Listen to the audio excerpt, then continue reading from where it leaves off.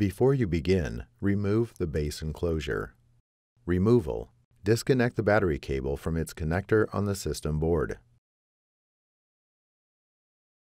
Using minimal force, lift the locking bar up on the audio board ZIF connectors and disconnect the audio board ribbon cable from the audio board and system board.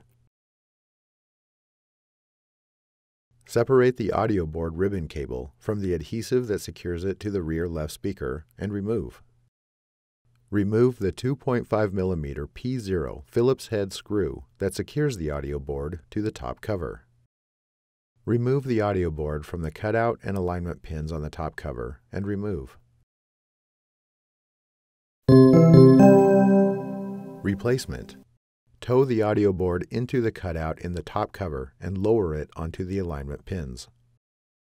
Replace the 2.5mm P0 Phillips head screw that secures the audio board to the top cover. Insert the audio board ribbon cable into the audio board ZIF connectors on the audio board and system board and press the locking bar down to lock the cable into place. Apply pressure to the audio board ribbon cable to adhere it to the rear left speaker. Connect the battery cable into its connector on the system board.